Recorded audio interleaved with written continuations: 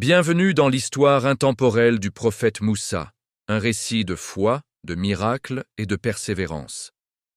Sous le règne tyrannique du Pharaon, les enfants d'Israël subissaient une oppression cruelle. Le Pharaon, craignant leur nombre, ordonna un décret impitoyable. Chaque nouveau-né garçon israélite devait être tué. La peur et le désespoir s'abattirent sur le peuple, mais Allah inspira la mère de Moussa. Pour le sauver, elle plaça son bébé dans un panier tressé, le confiant aux eaux du Nil. Le panier dériva doucement, porté par le courant, vers un destin inattendu. Par la volonté divine, l'épouse du Pharaon découvrit le panier. Touchée par l'enfant, elle décida de l'adopter. Ainsi, Moussa grandit au sein même du palais, ignorant ses véritables origines, mais destiné à une grande mission. Devenu adulte, Moussa quitta l'Égypte. Lors de son voyage, il fut appelé par Allah au mont Sinaï. Là, il reçut la mission prophétique et la Torah, les commandements divins pour guider son peuple. Moussa et son frère Haroun retournèrent en Égypte, porteurs du message d'Allah au Pharaon. Ils l'exhortèrent à adorer le Dieu unique et à libérer les enfants d'Israël de l'esclavage. Le Pharaon, arrogant et défiant, refusa d'écouter, se moquant de leur appel. Moussa accomplit alors des miracles divins. Son bâton se transforma en un serpent géant, dévorant les illusions des magiciens du Pharaon. Sa main devint lumineuse, un signe éclatant de la puissance d'Allah. Pourtant, le Pharaon resta inflexible. Allah ordonna à Moussa de quitter l'Égypte avec les enfants d'Israël. Ils s'enfuirent dans la nuit, poursuivis par l'armée du Pharaon. Arrivés devant la mer Rouge, ils semblaient piégés. Mais Moussa, par la grâce d'Allah, frappa l'eau de son bâton. La mer se sépara, créant un passage sec. Les enfants d'Israël traversèrent, guidés par la lumière divine.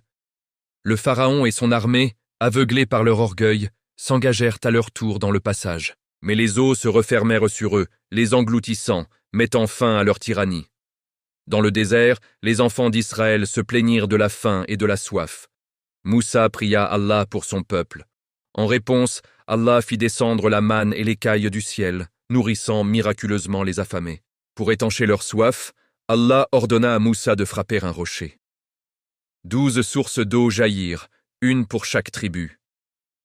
Moussa monta de nouveau sur le mont Sinaï pour recevoir les tablettes de la loi, les 10 commandements, directement de Dieu. Pendant son absence, le peuple s'impatienta et commença à douter de la guidance divine. Un homme nommé le Samiri collecta leurs bijoux en or et façonna une statue de veau qui semblait mugir. Le Samiri persuada une partie du peuple d'adorer le veau d'or, malgré les avertissements du prophète Haroun. Moussa revint et, en colère, découvrit l'idolâtrie de son peuple. Il confronta Haroun et le Samiri. Le veau d'or fut brûlé et les Israélites se repentirent, subissant une punition divine pour leur égarement. Moussa, pensant être le plus savant, fut invité par Allah à chercher un serviteur plus savant que lui, Al-Khidr. Il trouva Al-Khidr, rôle 06, au confluent des deux mers et lui demanda de le suivre pour apprendre, promettant de ne pas l'interroger. Ils montèrent sur un navire. Al-Khidr fit un trou dans la coque. Moussa, choqué, l'interrogea. Plus tard, ils rencontrèrent un jeune garçon. Al-Khidr le tua. Moussa, horrifié, protesta à nouveau. Dans une ville inhospitalière, Al-Khidr répara un mur sur le point de s'effondrer. Moussa, perplexe, le questionna.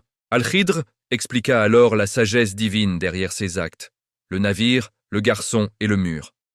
Moussa comprit la sagesse divine, et les deux hommes se séparèrent, enrichis par cette expérience. Après des années dans le désert, Allah ordonna à Moussa et à son peuple d'entrer en terre promise, la terre de Canaan. Moussa envoya des espions, mais 10 d'entre eux revinrent terrifiés, décrivant les habitants comme des géants puissants. Effrayés, les enfants d'Israël se rebellèrent contre Moussa et Haroun, refusant d'obéir à l'ordre d'Allah. Seuls Josué et Caleb gardèrent confiance en Allah et tentèrent de raisonner le peuple, mais en vain. En colère contre leur désobéissance, Allah décréta que cette génération n'entrerait jamais en terre promise. Ils furent condamnés à errer dans le désert pendant 40 ans, jusqu'à ce qu'une nouvelle génération grandisse. L'histoire de Moussa est un témoignage éternel de la puissance d'Allah, de la persévérance face à l'adversité. Elle nous enseigne les leçons de patience, de gratitude et de soumission à la volonté divine.